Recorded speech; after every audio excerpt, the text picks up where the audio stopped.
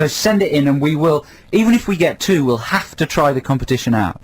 So however ill thought out they are, we're going to have to do a listener-created competition. Are we going to do it next week, every week? Yeah, we'll do. Well, if we've got enough, we'll do it next week. You go to the website for more details, www.xfm.co.uk. And we have to do one, no matter how dreadful it is. We'll call it the compulsory listener competition. The compulsory quiz. Compulsory quiz. And okay, so get texting, get emailing, and they could be really brilliantly clever, but the less the better. Yeah, exactly. We want to preferably just be able to turn up on the day and do them. Yeah. And the other thing is, if we do your competition, then you win a prize. Yeah. So this is pretty desperate all round in a way, really, isn't it? Because we're just saying you might even win a prize like the tickets to the free concert. Yeah. But might be as good as that. We're still going to continue with our own ideas that we have to actually put some work and thought into. We've got a big one on the boil. Big boil. We've got a big boil.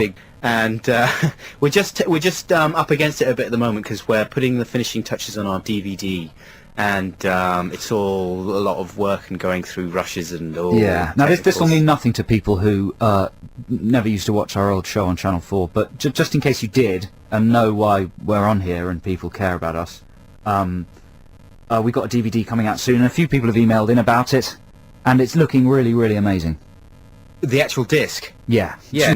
Yeah. Yeah, it's amazing, and it plays, and it's going to be about 2.5 hours of fun. We wanted a double disc, but they only gave us one. Yeah. Chris Morris gets a double disc, and you know what the truth is? He's a kind of a genius. Double discs are often rip-offs. Are they? Why? Yeah. Well, I've discovered while doing our DVD, you can fit 220 minutes of material. That's what we're being allocated onto a single-sided DVD. Yeah. A lot of double DVDs, they just spread the material thinly, charge twice the money. That's right. Sometimes so you think it's more stuff, but it's not. It's just the same amount of stuff spread on TV. It's double the price. Yeah, you get a collector's edition thing, and the extra disc might only have 20 minutes of so-called exciting behind-the-scenes material, which is just an EPK, That will not be the case with the Adam and Joe DVD, which will send... Oh, for goodness sake.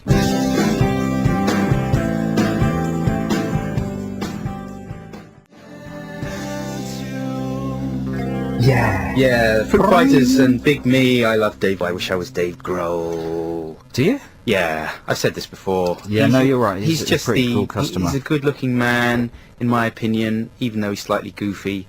But there's something so sexy about him, and he just seems like a nice guy, and I just want to hang out with him. Okay. Now listen, at my house, I'm having a Chuck Norris season. Don't know if you're interested. No. I've decided to reappraise the work of Chuck Norris. What? No, you're not interested? No. We were fans of Chuck Norris. You were, maybe. Chuck Norris has been lost in time. He is, he was to the movies in the 80s, sort of Vin Diesel and The Rock are to movies now. You were not a fan of Chuck Norris? We laughed at Chuck Norris movies. Nick Cheek was a fan of Chuck Norris, and we used to call him Nick Chuck Cheek. Do you not remember Delta Force or Invasion USA? I remember them, but I never watched them. Well, I used to love Invasion USA. Invasion USA's got the highest body count of any movie ever made. Really? Yeah. How many? I think in the 250. Yeah, but that's not obviously independent. You don't count a plane being blown up. Actual individuals who you see getting wasted. Right. It's an extraordinary film, Invasion USA. I ordered it on the internet and watched it. And it held up, did it? Well, it's just incredible. Have you seen Red Dawn recently? No, but can I finish about Invasion USA? Go on then. So the plot of Invasion USA. Do you know what the plot is? I can guess. Just guess it from the title. Oh, all right then. America is invaded. Yeah, it's invaded by a sort of terrorist, super terrorist, gets together every kind of terrorist in the world. Arab ones, all Japanese terrorists, all of them. They loads them onto boats like in Saving Private Ryan. D-Day landing boats. And so about 20 minutes into the film, they just land on the coast of Florida, and all these terrorists pile out of these boats, and their plan is basically about 400 of them just to run across America and kill everybody they meet and blow everything up. And there's a sequence where they just drive into a lovely urban environment, like out of a Spielberg film. For some reason it's night, but all the kids are playing, and the villain just drives into this little Brookside close, gets out a bazooka, and just bazookas 7 or 8 houses. It's about a 15-minute sequence. It's fantastic. So they're working their way across America, and it seems to be going absolutely fine. and there's very little plot. Chuck says very little. Yeah. The villain has a flashback where he's been caught by Chuck, and Chuck says, "It's time to die." That's pithy. Yeah, pithy, but he gets away. But then at the end of Invasion USA, he says, "It's time to die," and kills him, which is obviously a terrifically rewarding payoff. That's right, like an Arnold Schwarzenegger Yes. thing. Not even bothering to reverse the line or It's anything. the way he says it, though, with absolutely nothing. You know, in the 80s, action heroes had to be emotionless and Yeah. cold. Well, Chuck Norris was beyond emotionless. Just absolutely nothing. That's There. right, because mentioning Schwarzenegger, there's none of the camp that no, Schwarzenegger had, is nothing. there? There's nothing. Chuck is just He nothing. just means business. He's got a pet armadillo. Does he? Yeah, which is very cute. That's quirky. Yeah, but then his house gets bazookaed. And they don't follow up on the armadillo. We assume it was killed. It knocks over its saucer of milk in quite an endearing moment. The other key bit in Invasion USA, do get in touch if you've seen Invasion USA, I do need help with this, is the villain standing there, and there's a woman doing cocaine through a brass metal straw. And very casually, to sort of make a point, the villain slams her head down. And the tube goes up, the tube rams up her nose. And if that was, she goes, "Oh, God!" And in case that was enough, he then picks her up and throws her out the window.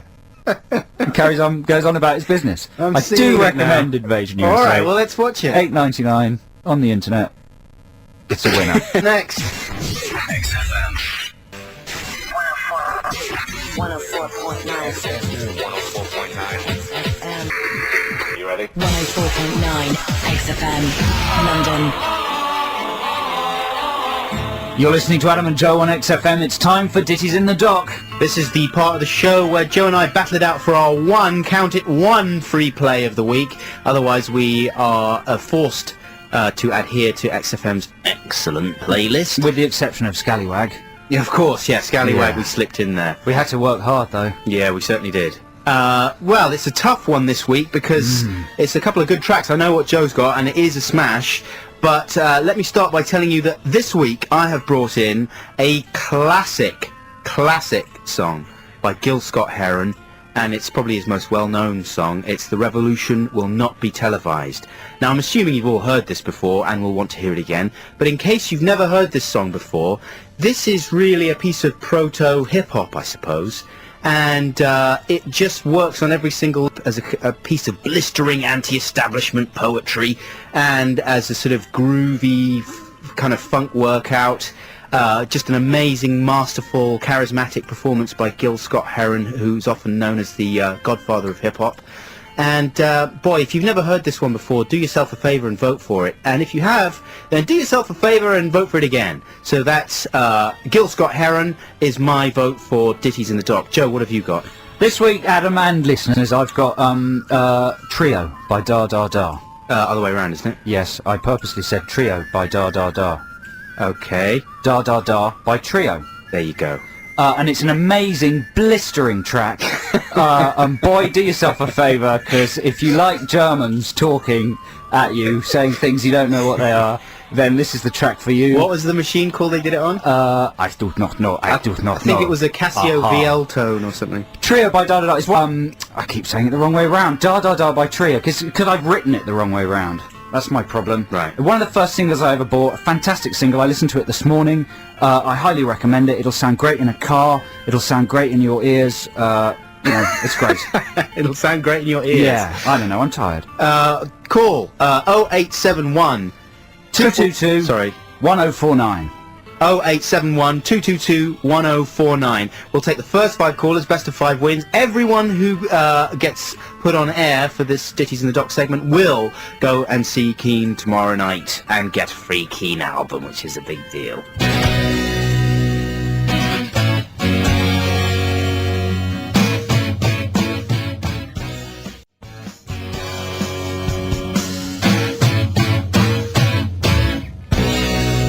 Adam and Joe on XFM, London's 104.9. It is the payoff now to Ditties in the Dock. That should say that was Graham Coxon with Bittersweet Bundle of Misery. Very, very good song indeed. And You know, to be honest, I don't think I stand a chance. I've never done a worse pitch for a song. I've never actually got the name of the song wrong 3 times before. you want to remind people what you voted for? Or what you were I was pitching Da Da Da by Trio. There you go. and I was pitching The Revolution Will Not Be Televised by Gil Scott-Heron. And we haven't been trusting our producer, Brian. We think he's been a little bit bent and twisting the results. So this week I pressed my ear to the receiver, I listened to every single call, and I watched him write it down. And it was a very, very close battle, despite my appalling pitching. So, let's find out who has won, Gil Scott or Trio. Best of 5, we'll take 5 calls. Kate, are you there? I am here. Is it Gil or Trio? No, it's da da da. By Trio, that's 1 for Trio. 1 for Trio, straight from the off. And Okay. you should remember, you know, it is a good song, Da Da Da, covered by Justine Frischmann with Elastica. Why you say why? Why? Why wouldn't people know that anyway? I'm just saying. Yeah. Okay. Brent, are you there? Yes, I'm here.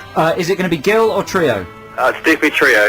Trio, that's 2 for Trio. 2 for Trio. It's okay. Remember, this is Gil Scott-Heron I'm talking about. This So is like dramatic. a 70s It's so classic. dramatic. It's almost as if it's been sculpted in this way. Okay. Andy, are you there? I'm here, yes.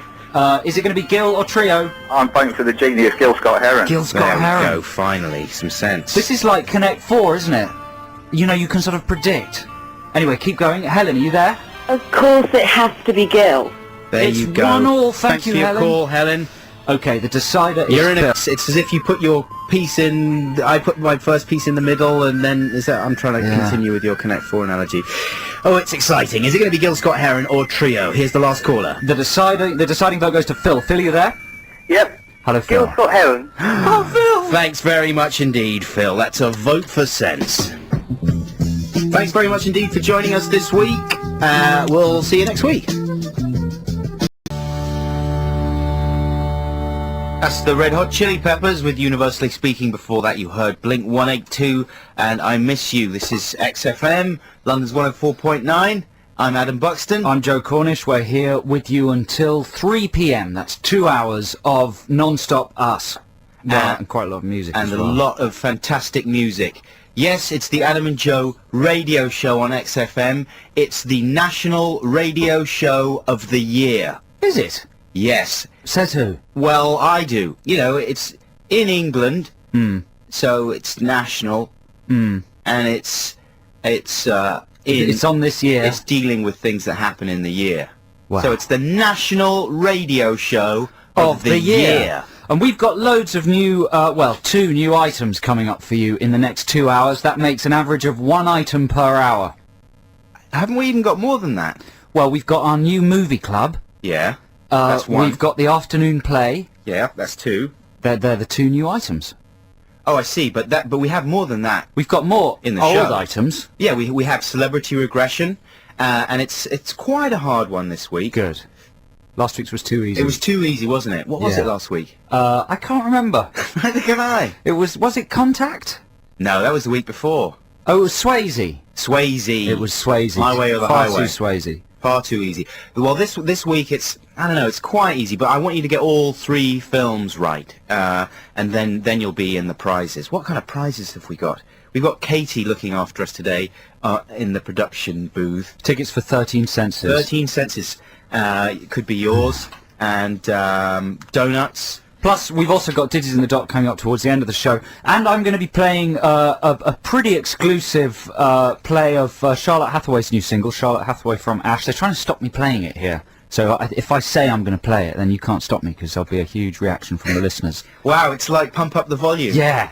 You're like Christian Slater. Yeah. Hard Harry. Yeah. And what was that other show? Oh no, it was Turk. What was the Oliver Stone movie about the Talk Radio. Talk Radio, that's right. Barry Champlain Yeah. with Eric Bogosian. And so shall we explain what the movie club's going to be then? Yeah, the idea is to copy what Oprah Winfrey's done very successfully in the States. And Richard and Judy copied Oprah Winfrey and started up a book club, and now we're going to copy Richard and Judy. And the idea is that you nominate a book each week. This is Oprah and Richard and Judy's idea, is they nominate a book Can I each just week. say, Yeah. isn't it Oprah?